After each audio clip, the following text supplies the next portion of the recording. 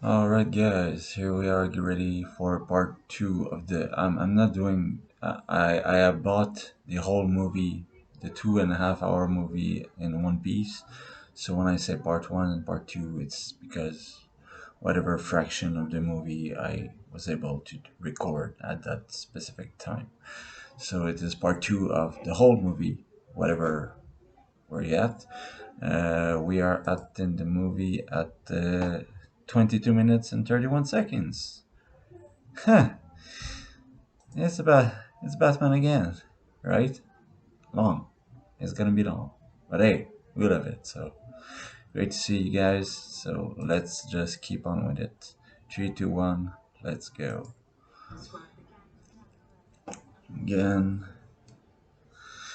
man dressed as Dracula, and we have the first view of the mutant leader. Who, of course, you could say having fangs and metal,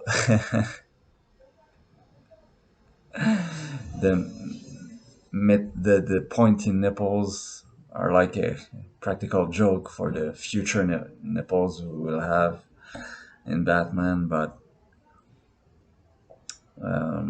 yeah, the mutant leader with his fangs and his claws and his muscle and his build and his voice was a very great, just again straightforward villain, but how it's exceptionally efficient. Just checking gum camera. Okay, good. Yeah. Okay. So it's slow and painful. Yeah. Okay. I'm going at the end of part one here, but yeah, we saw that. So Gordon says he's releasing. Yeah, so that was it. The end of part one. So the shirt. Again, no armor, just a shirt. But you see how fucking quick he moves in that shirt. He is quick as hell for a 60-something-year-old guy. And that's always something whenever addressed in other Batman iterations. It's like, yeah, once the guys are beat down, what happens to them? Does Batman follows them still? Does like what happens?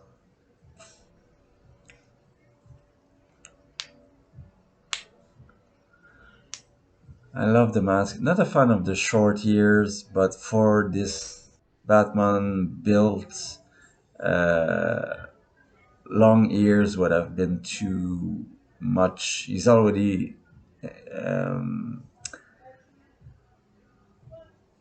he has already a symbolic, like statuesque, like Greek god body, Greek god stature.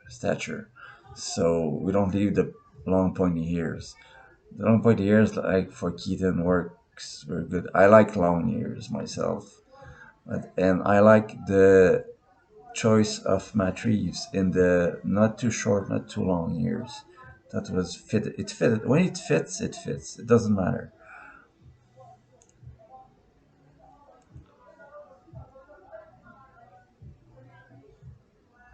Yeah, and again, talking of Matt Reeves, so everyone knows. And I guess in The Dark Knight, they addressed. Yeah, he hasn't shown up, and and Gordon says, yeah, I hope he does, but I I like reminding someone he's out there. And I also want to touch about the when Carrie Kelly is handing like on her window, and we hear our parents talk. They're very they seem like the mid to high society apathic, uh, I don't know if you can see what I mean. Apathic, lethargic, kind of high-minded people. Like they talk about in a very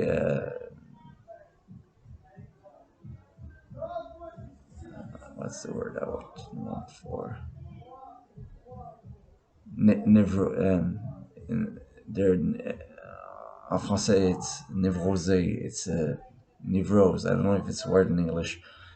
They're very yeah, they're very apathetic to all what's going on in the world because they don't seem to catch because they've never seen the violence or be victims of it. So they're very apathetic, and by not showing them, by just hearing their voice, their conversation, we can see the type of mind that Carrie Kelly is very the opposite of. So just a comment on that, because I think it's a great fact in life that unless you go through something, you won't ever be fully able to realize it. Or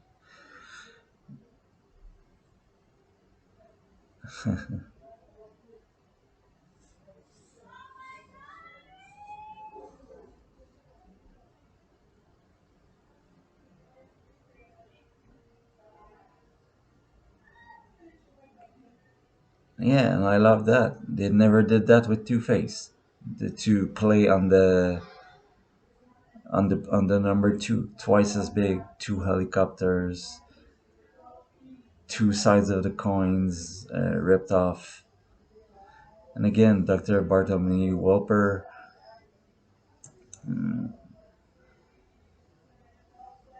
he's a very interesting character because he is the only specialist of heroes and villains we've ever really seen. Because, of course, we've seen regular civilians talk about Batman and the Joker, we've seen police, but never psychiatrists. So it's very, again, Batman's cracking from everywhere. And so yeah, Bartomeu Walper is a very interesting character from because I hope I've just seen they've announced the Joker 2 sequel with Joaquin Phoenix, so I hope we get a character like that. The action begins. So two helicopters, twice as big,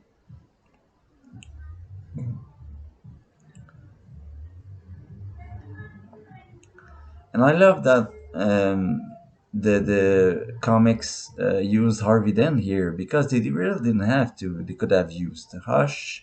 They could have used about any villain. They could have used Black Mask. They could have used yeah. And again, the reports, because yeah, please stand by. Oops. Yeah, and there you see the villain filming themselves. That's become since the Dark Knight an iconic thing to do in Batman movies. But who did it first? This was in the 80s. So, yeah, in the 80s, Batman 89, Jack Nicholson's Joker filming in his advertisements for his for his new refined products. So, yeah. Okay, so there. That's how Batman does it. Guys with guns, smoke, batarangs, strategy, again, gadgets, ropes in the legs, people disappearing, him moving always not in a straightforward manner, being evasive, always coming from where you least expect. So that's the real Batman. The Batman that we don't see, except when it's too late.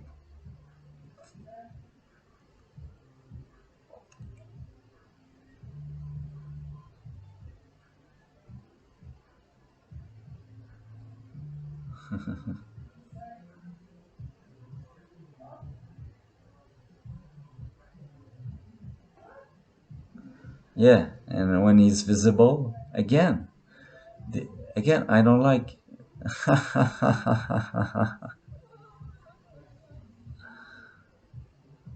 Again, in I love the Arkham games, but even in the movies, okay. So you use Scarecrow Toxin as a gadget. Okay, I never did took up on that. This is your favorite nightmare because if you just said your favorite nightmare, it could just be the Batman that's seeing him. But again, so he's taken a gadget from Scarecrow's toxin, and now he has a cryogenic gadget from Mister Freeze, of course. So I like that Batman is advancing his tech with the science of his enemies. Very, very Batman-like. Here, rope walking, a great circus, a great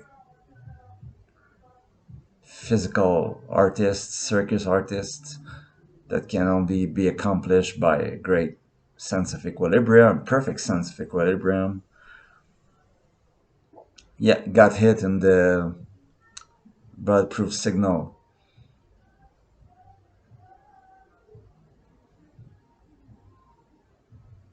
Dent is falling, grabs him, crashes through a window. You see, that's some great Batman leaping action.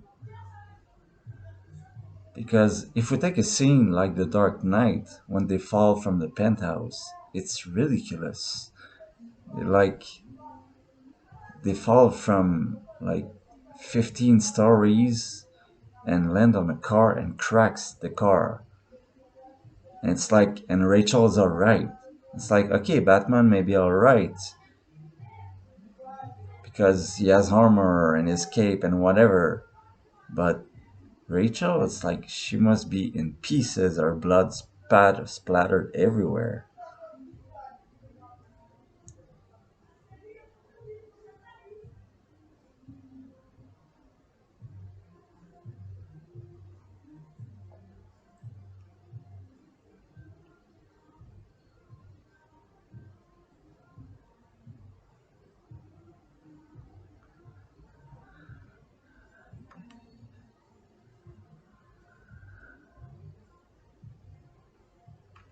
Yeah, and that's another thing I never saw. I guess I haven't seen this movie in a long time because I just picked on new things. Maybe I wasn't paying attention. Who knows? But yeah, so another great use of Two Face that we never saw. So now it's like playing with expectations and with the visions in which Batman envisions his enemies. Because yeah, you can say first we see Two Face. The real Two Face is like has have plastic surgery, and now both sides match because what we see is the reality is the bandages again. We have three faces of we have six faces. We have the two faces that match, which are reality. We have the two burned this demon faces, burned faces that Two Faces see himself as, and we have the hush like wrapped up face that you wanted the you wanted the world to see. So it's again three layers of character, all set in 1 or 2 minutes. Efficient, show don't tell storytelling. That's why it's good. Who are we kidding?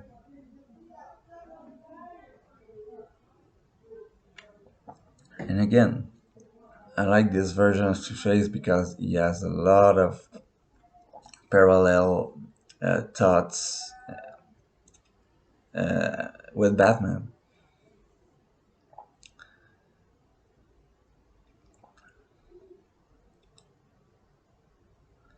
A rebirth as the American soul. Maybe.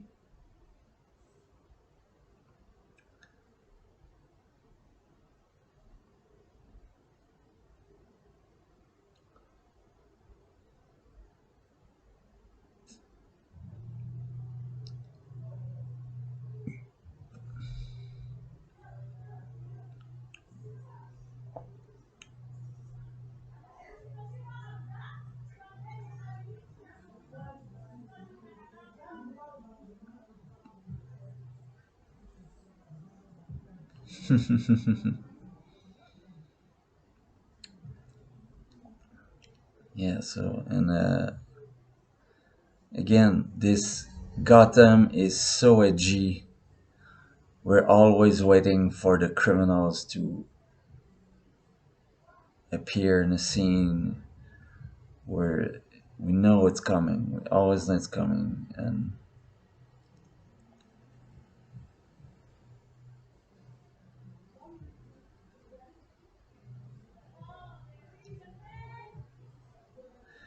a lot of action news. Gotham news clip, more than I remembered.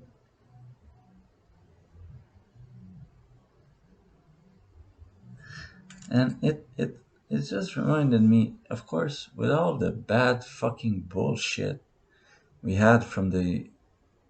I'm sorry if it's someone, if you live in the US and watch this. I'm not political. Well, I'm for what's best for the people. So whatever it is in your mind, okay, that's fine with me. Choose whatever you must. But it's with the last years we've been through, seeing a 90s and an 80s um, animation, an 80s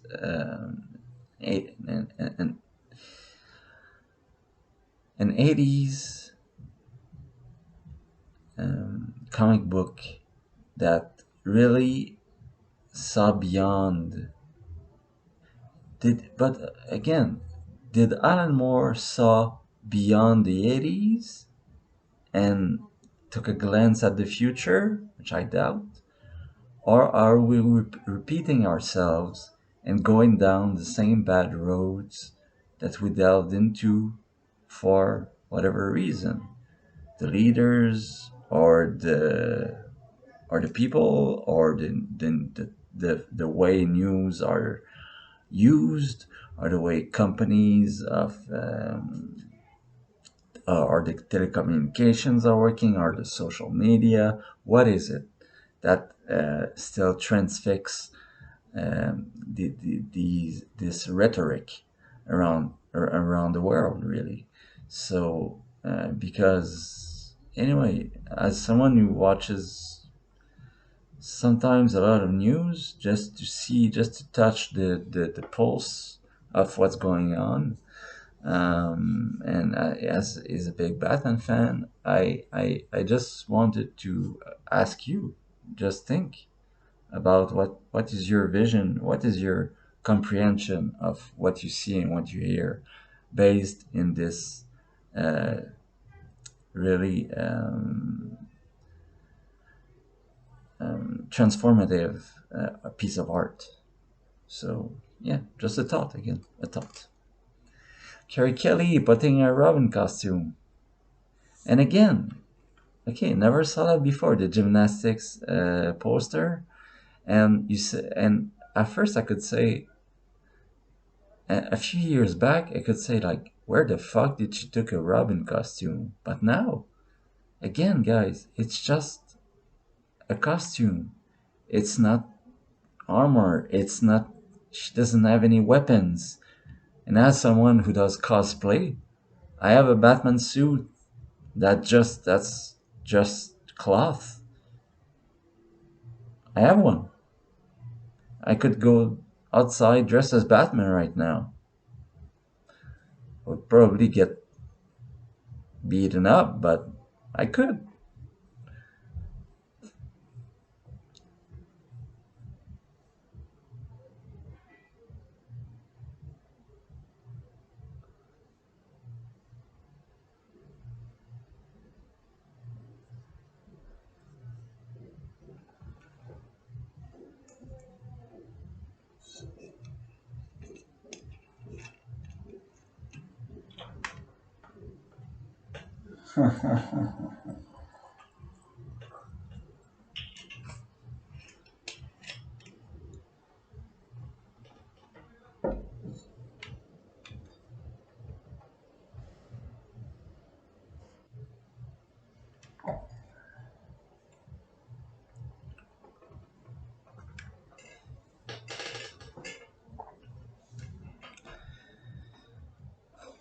Yeah, and I think, just a pause here, I think I have to say my piece about the Robins because if you've seen my Batman reviews or it's your first one by me, welcome. Thanks for watching. Uh, I go back and forth with Robin or the Robins a lot. First of all, for many, many, many years, I liked my Batman alone. And the Arkham games have proven that a bit. I love like Arkham Asylum and Arkham City. Well, Arkham City has a little bit of Robin, but it's like that. It's like okay, he's there maybe somehow, but I won't. When I'm on a Batman mission, I want to be Batman alone because Batman it's so far fetched. Well, it's because nobody ever showed me. It's like if you took the time to tell the story again, Matt Reeves, I hope you will do it because Robert Pattinson talked about Robin, and I know he would do a great job, and so I welcome it. Try it. I'm open to being wrong, but it's hard to tell. Well, you have again when they did Batman Forever, you can't have a young teenager or a child jumping around with Batman while dodging bullets. It's like child endangerment. It's like it's crazy talk. And again, you have the joke that oh yeah he's wearing flashy colors because he attracts the bullets and Batman does not. He's like some kind of shield, which is stupid. But it again it's hard because movies or even a two-part movie like this, um, how can they make you believe that Batman can train someone in a reduced amount of time to be able to survive what he goes through? And that's my problem with most of the Robins because even with Carrie Kelly, again, I like her character, I like her role, I like her personality,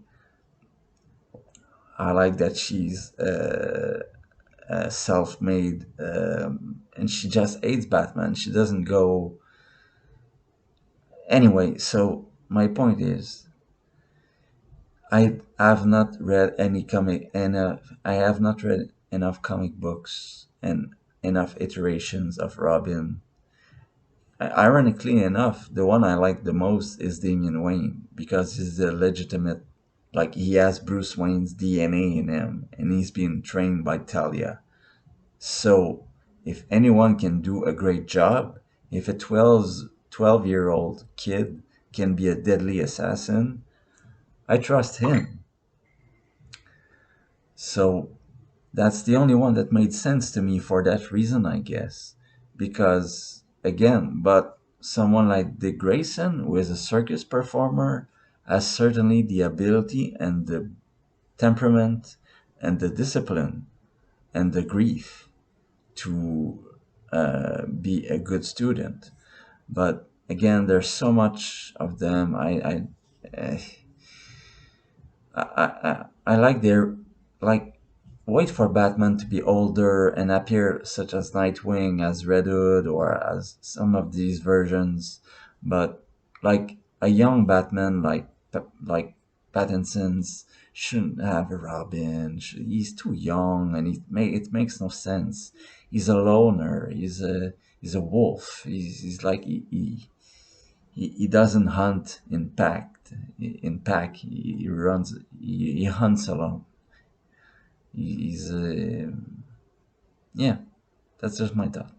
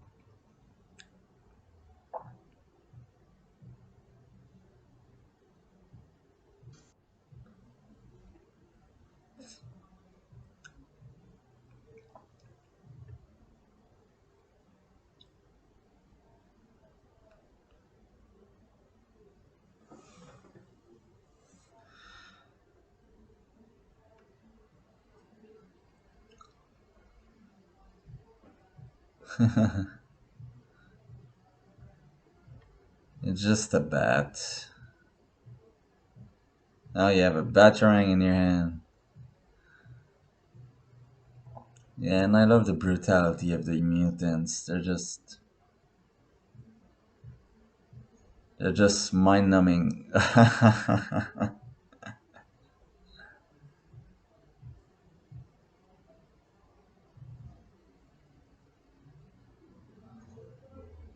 Yeah. You see Snyder? Snyder did the exact same scenes. But Batman, it was even more badass because Batman would crush cement with his wrists, with his fists, just like a fifth degree black belt karate. I don't know, karate master or something, or a Shaolin monk. He didn't broke wood. He broke cement, broke cement walls, and he brought the gunman to him. And again, he took his gun and he just shot the hand and catch the baby. That's it. Don't shoot the flamethrower. Oh my god. I don't want to go into that movie. But don't shoot the hand. Just shoot the hand, not the flamethrower. Don't make an explosion when you can just shoot a hand. And again, you could say, oh, it doesn't fit because later on in this very movie, Batman is, we see how clumsy he is with guns because he should, of course. But again, if there's a thing, my it has two components. First, Batman is not Batman will never be clumsy with guns. And you tell me, but Virtuoso, why? Hear me. When you train to take down men with guns, you have to know how a gun works, and you have to be good with guns. I'm not saying I am, I'm just saying that's what I've learned. That's why the best martial arts teachers and students do. If you want to make self defense or attack or defend yourself against a gun, you have to know how a gun works. Because if you don't know shit about guns, how will you know the trajectory, the the secure, the security of the gun, the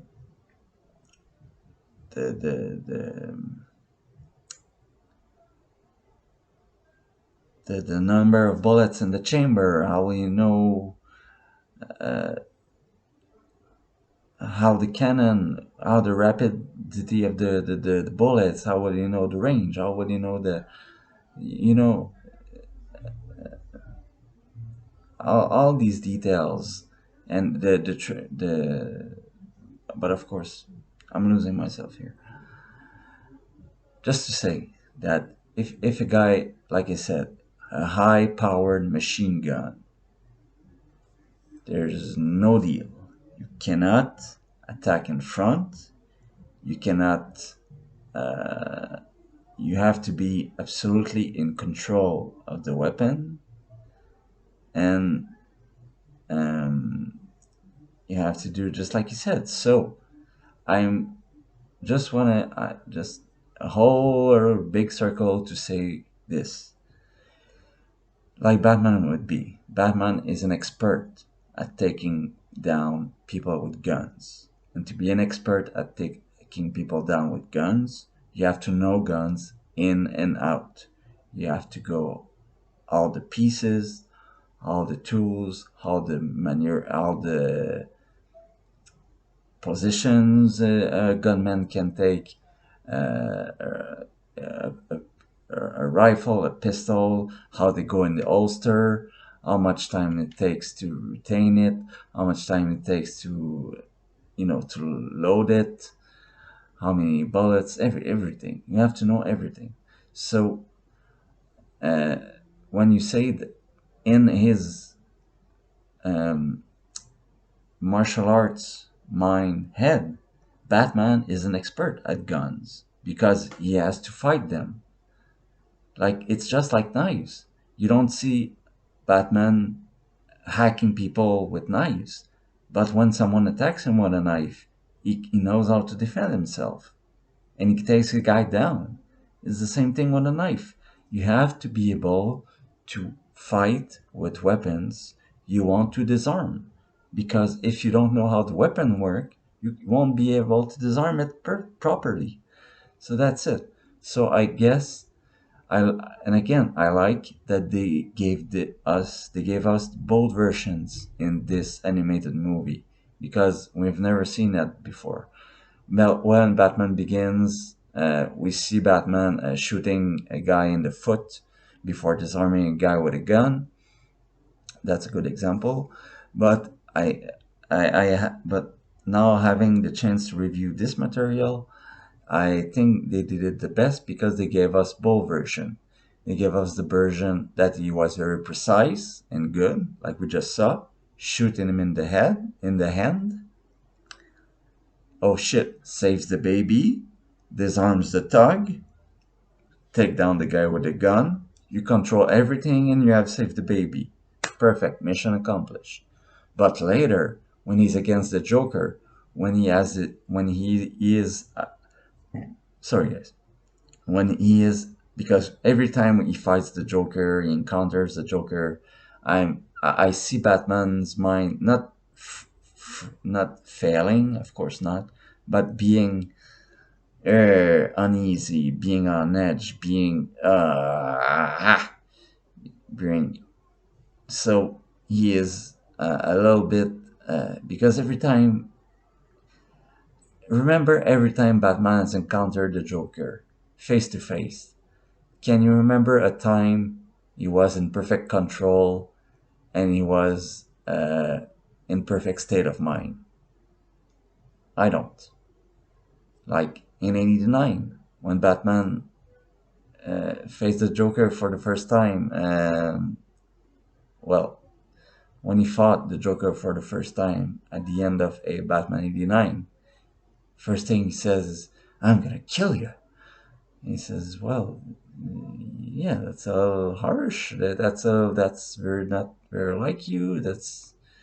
Um, it's out of his perspective. That's the first thing he goes to. It's like I'm gonna kill you.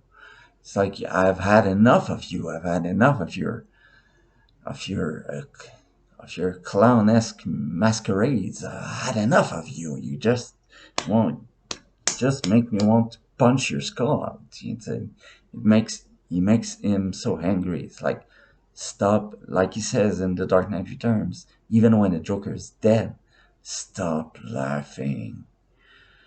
He's so fucking uneasy and on edge. So finally, my final point: when he fought the Joker, when he fights the Joker later in this movie, he is very like clumsy with the pistol, Again, it's because I think there's a Joker element that fucks with his brain, and of course, his parents were murdered by a pistol. So you could say that a pistol is something he is most afraid of, more than a machine gun, because he never saw a machine gun when he was a child, when he was traumatized. He saw a pistol. And so the pistol might render him more, again, edgy and uneasy and unsure. And of course, even for what he has to fire to, even 3 times or 4 times or whatever times it takes, is still pretty good for a guy that, again, does not use guns to fight. So again, that's just my 2 cents about that. Sorry it took so long. Yeah, he just saved the baby, so that's the important thing. And again, I hate that Zack Snyder stole this dialogue. He doesn't deserve it. Fucking fucker.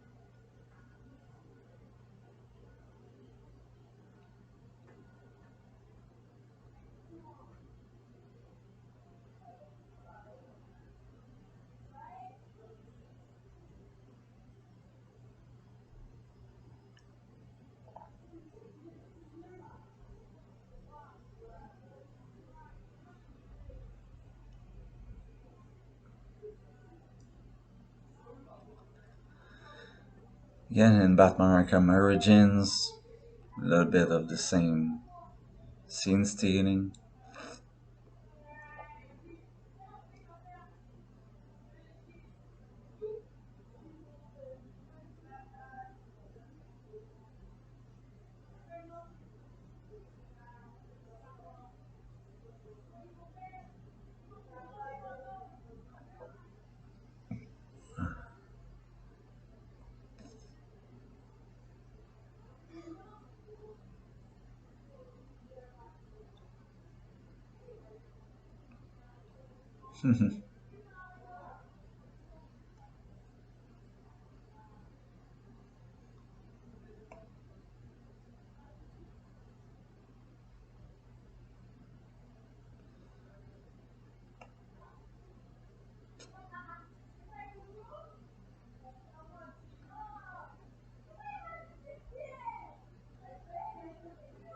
I like this a lot. Again, in the 80s, Cold War, very, very.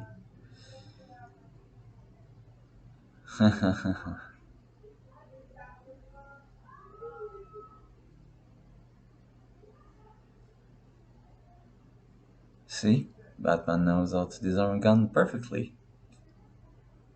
because he saw the line of fire, and that's how you do it.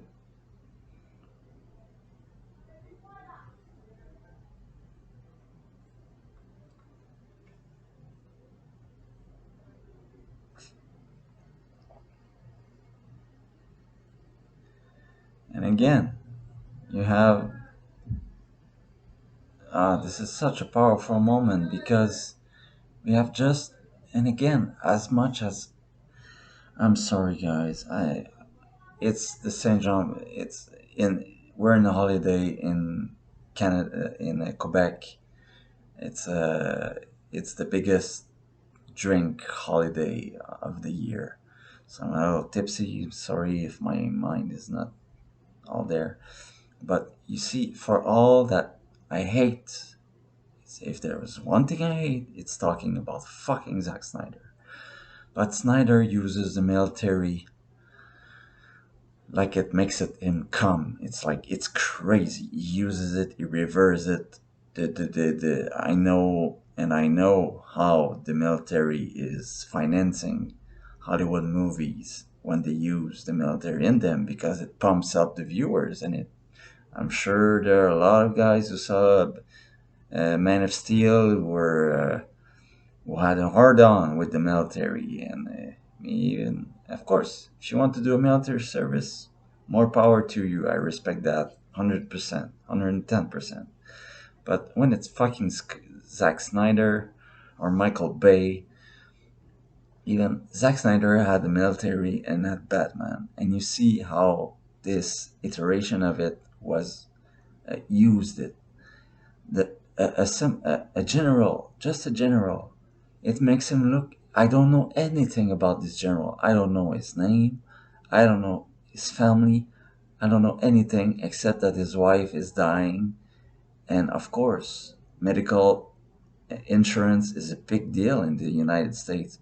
Here in Quebec, it's free. I can go to the hospital with my hand torn cut off, and they'll heal me for free. Or I have cancer and die, and they'll heal me for free because medical services are free in the country. So just this small view of the world that Batman is a part of, and just the guy needed money. He's not this general is not a bad guy, but um, because his wife was dying because of circumstances of very bad luck, he had to find a way to make money. So he sold weapons. It was an easy fix. You sold weapons to the mutants. So, sold weapons to him, sold weapons to them, somewhere. Whose war is what war and which war is what war. It never ends. So, and just Batman, just have two lines with him and let the pistol on his desk and say goodbye, arrivederci. And it's very dark because I think what we hear when Batman steps out, yeah, the guy just killed himself right then and there. Batman walking in the light. It's fucking dark as fuck, but it's very reality based. We could see, and of course, and this general had more character building and had more an arc than a lot of characters in comic book movies or Batman movies I've seen. So, of course, it's the show don't tell.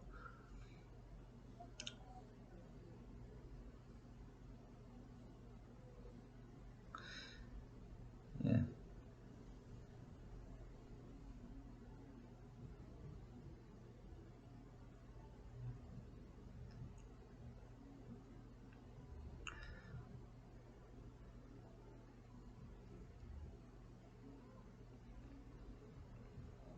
yeah. And again, the aesthetic, the garbage. It's like a garbage land with just mud and debris, and Batman comes with his.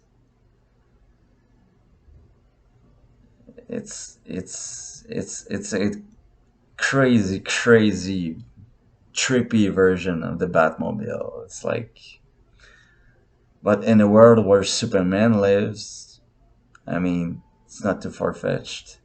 And because why does it work? Because it respects Batman's lore. It's bulletproof. You can shoot at it all day long and it won't break or it won't slow down. It can go through any terrain, and it has gadgets that Batman needs, like rubble bull. He has missiles that I have to make my Batman 89 review, but like, yeah, he has rubber bullets, he has cannons, he has missiles, but he is not using missiles to kill people. He is using them to disperse them and take them KO.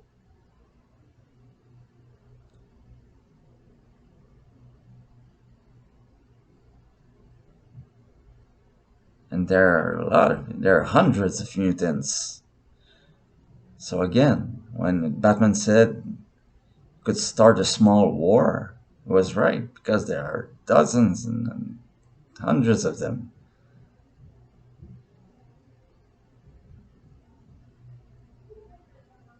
Always the right gadget.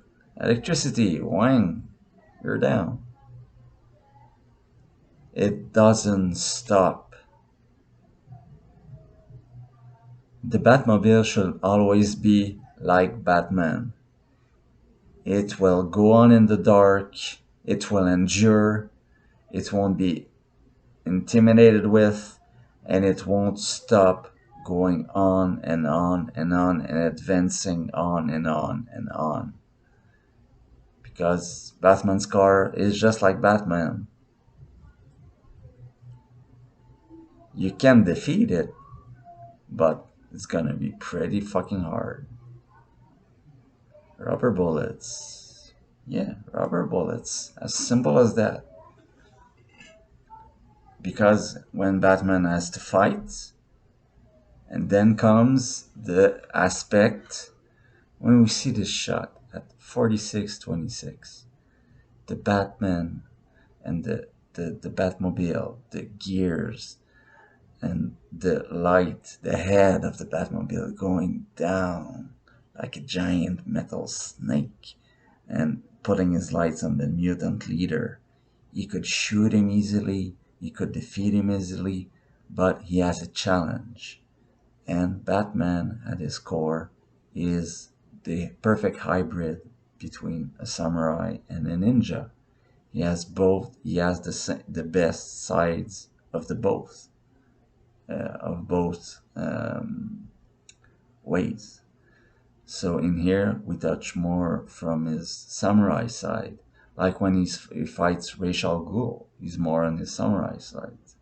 When he fights people like when he has to take down the mob or he has to be take down military tactics, he's more like a ninja. He's more like fighting unseen. But when it is a pure physical call, a pure challenge. When it says "I challenge you," it's calling back to his samurai roots, to the code of honor, and to the honor of combat, the stakes of combat, the stakes of physical prowess, and all it entails. So that's why the mutant gang leader is calling from him, and Batman, no matter how out of shape he is, will respond and will honor his tradition that he has learned from his many years of training. So guys, I'll be back. You won't see me go. Okay, I'm back. And here we are for the first installment of the Batman versus the Mutant Leader. Oh yes, we have some good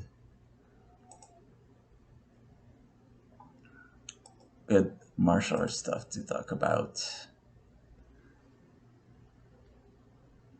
I actually got the stomach for it.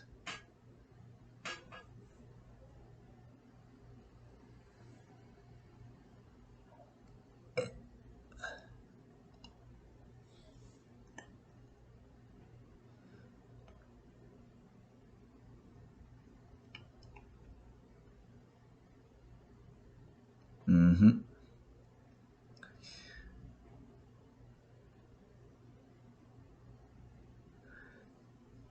What a perfect Batman phrase. He's in his prime, he will kill you. And Batman said, it's the only way I will know. Face to face like a man.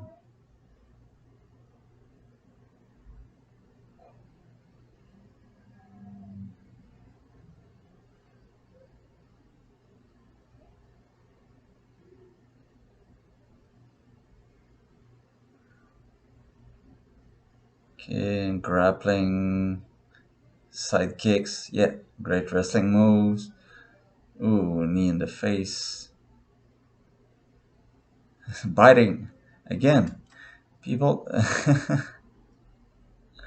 My master has taught me this, but biting is a great weapon. Of course, you have to surpass your fear of blood, diseases, and everything. But when you're in a fight for your life, who the fuck cares? Bite, spit, whatever, whatever.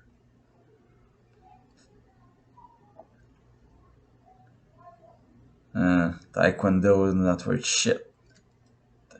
Swording kicks to the head and shit like that. That doesn't work, buddy.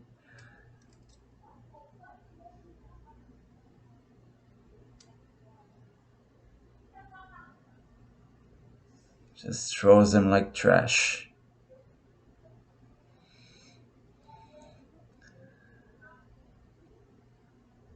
And to make Batman fear like that, it's yeah. A little reverse hand, grappling knock knock, and it really doesn't fear anything. Shut up. Oh, great jiu-jitsu here, breaking the elbow.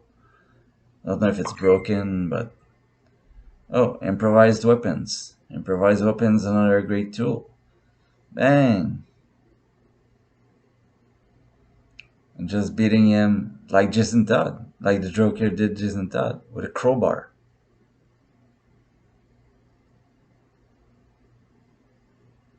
Oh, and without Kerry Kelly, he would be dead. So that's where Batman. That's where I like Robin a lot because Batman cannot be perfect all the time. And I assume this is a weapon from Clayface because it has the same like texture. I don't know.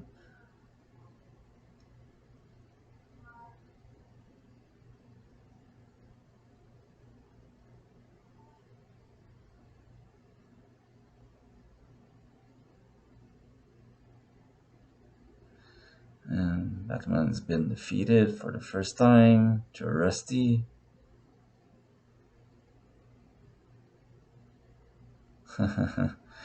He's too stubborn to die.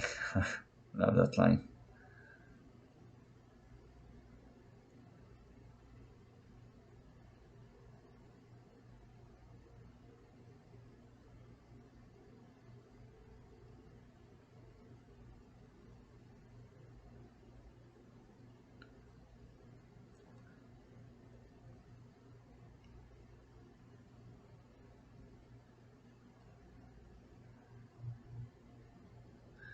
Great moment. Good soldier. See, when there are relationships like that, I like it. But, Batman just, like I said, Robin is there helping, but in the retreat, not helping directly because he can, because she doesn't have the skills that he has. Oops. Yeah, this Batmobile has not been designed to go into traffic.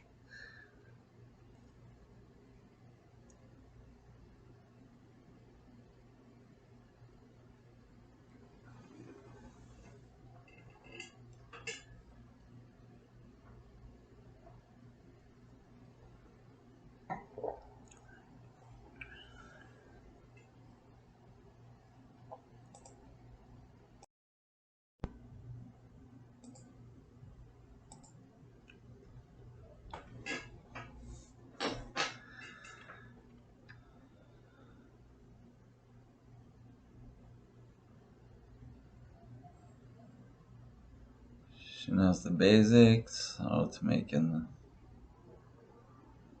to do that.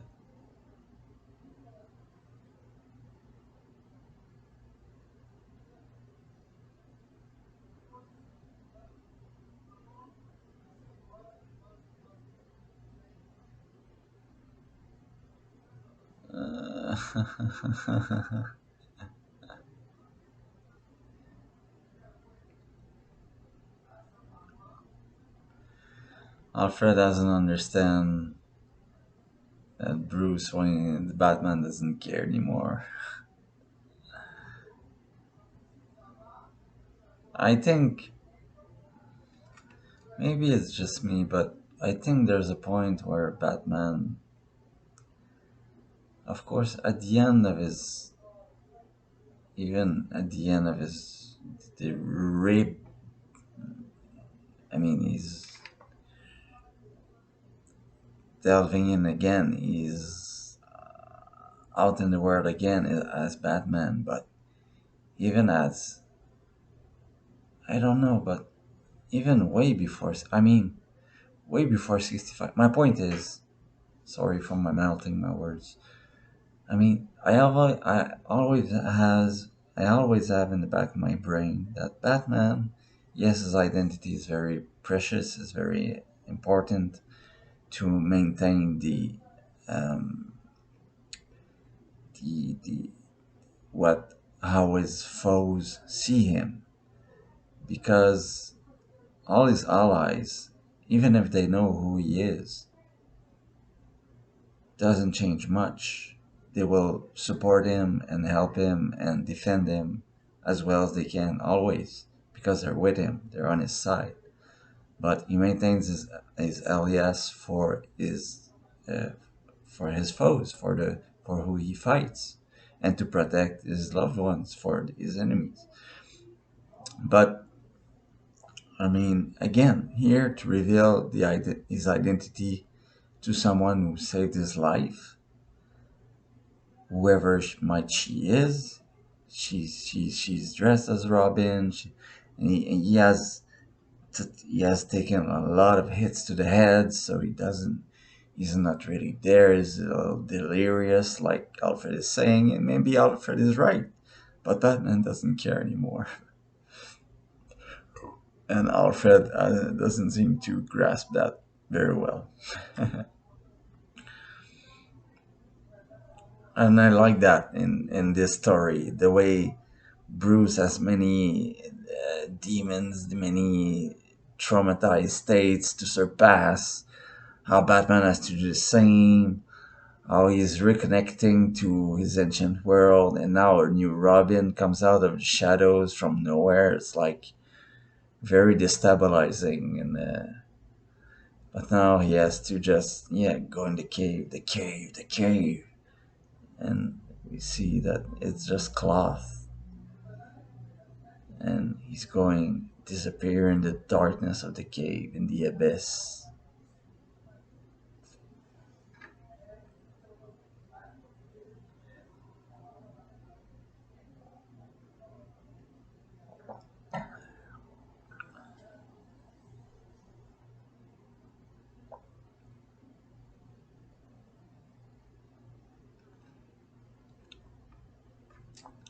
Favorite line of any Batman story.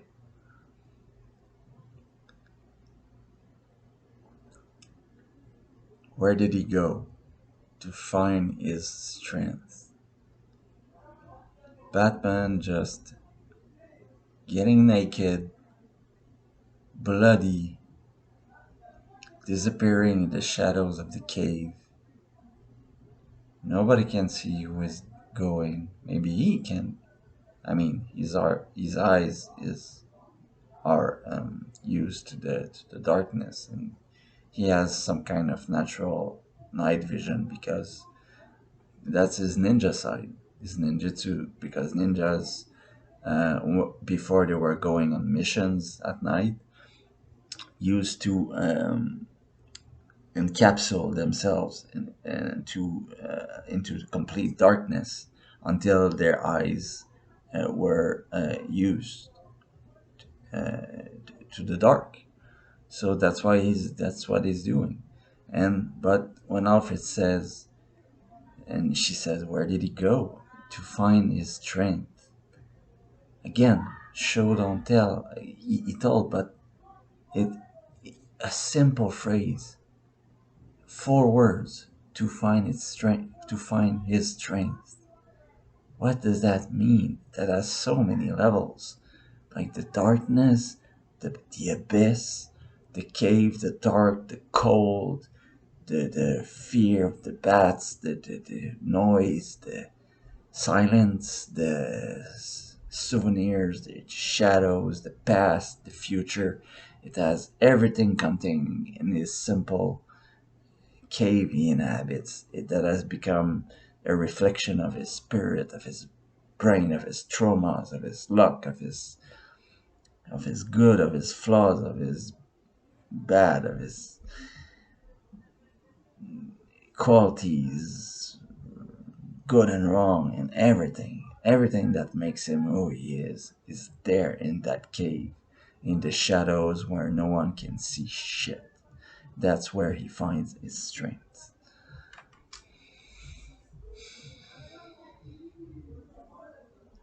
Where are you?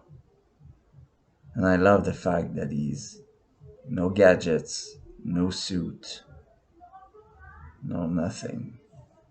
Just him, bloody, with a broken arm,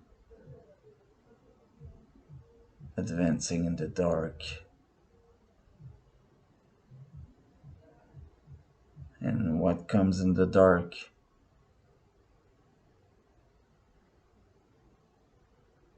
The grief. Because the grief is the most powerful thing that drives him. It's 99.9% what drives him. Where are you? He's calling for the voice of the bat, the voice that encapsulates all he ever was, all he ever becomes.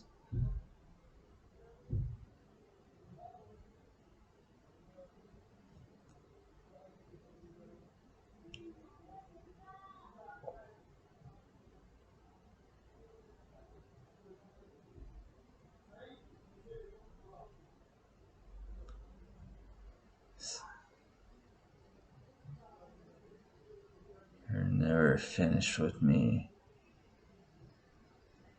Great, great one-liners. I think for people who says that in 70 years Batman has one good one-liner, I don't agree. He has many, many, many. You just have to delve in the psychological side. And this depiction of Batman is superb, again, flawless.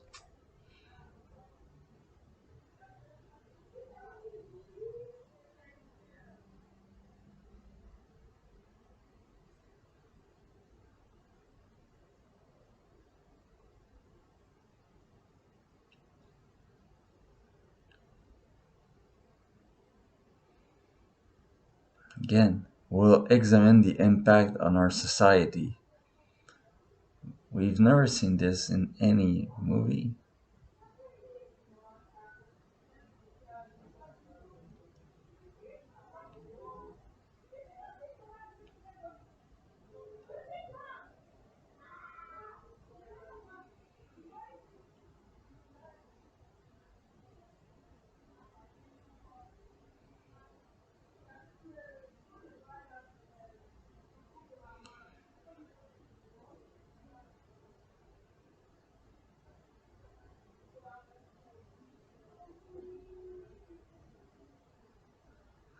Batman is a social disease. That's funny.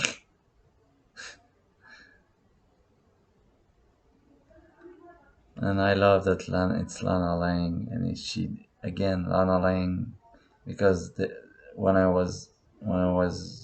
grew up here, I only saw the I used to follow the show Smallville, and Lana Lang was Clark Kent's love.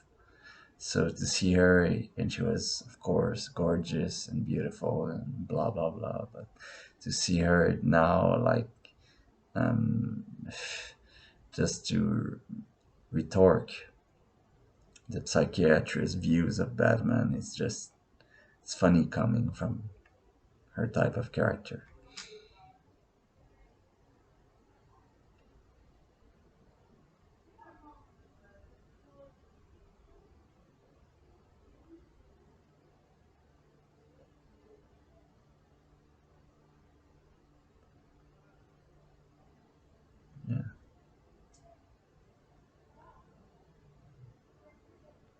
This man has shown us that the power has always been in our hands. Again, and I don't in I'm in Canada, but in the United States with all the shootings and the killings and the everything, the gun problems. I mean, in the 80s with the Cold War and everything, this was a triple bang, man. It's just incredible piece of art.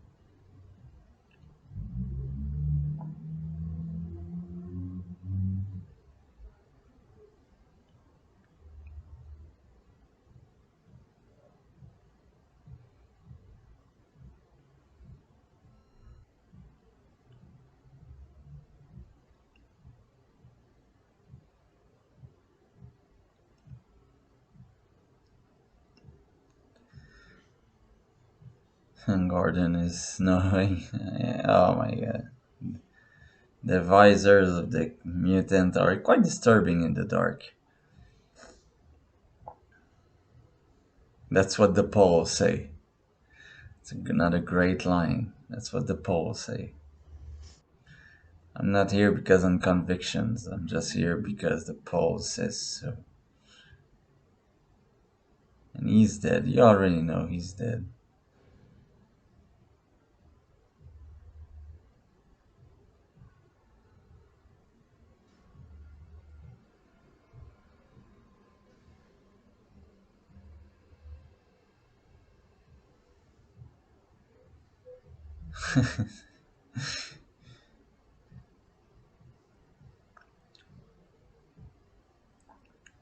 Yeah.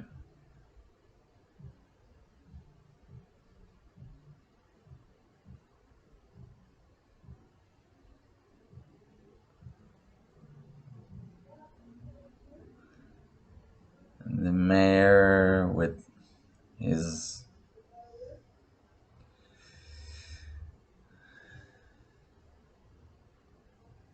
again.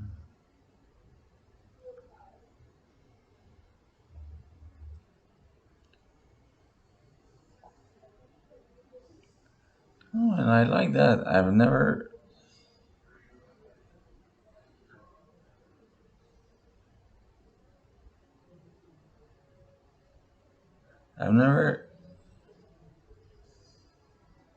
Jesus, I must have been really out of it when I saw this movie. But he has a blue and yellow signal and blue cape, but now he has his black and gray only suit. I didn't notice the change. I don't know why. Yeah, and as you said, your training begins, and again, he says so himself. It will take weeks to prepare yourself for.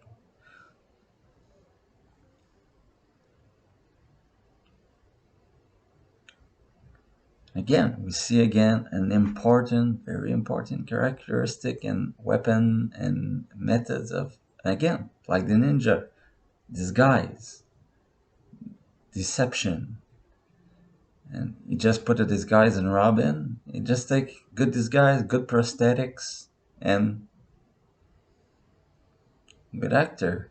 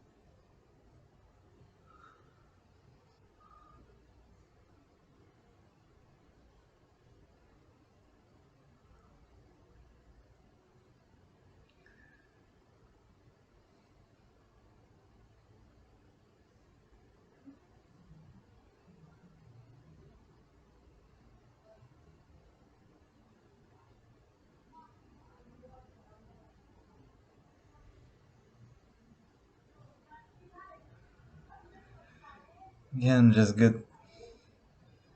This guy is just good.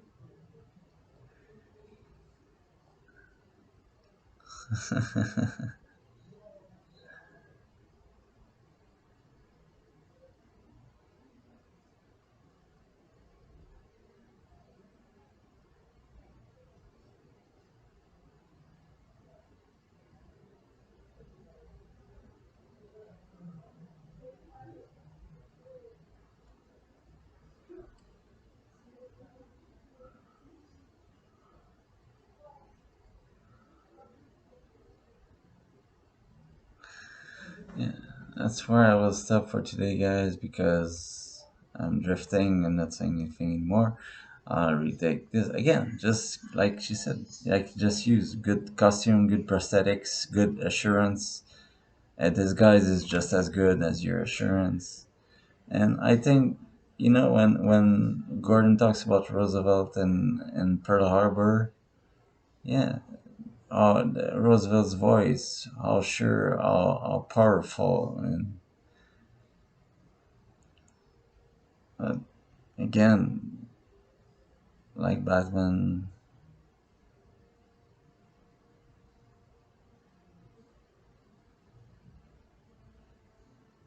he was too big. One day you will. He's just too big. And just for the record, we are at just before the pipe fight. So yeah, good place to stop. 1 hour and 5 minutes.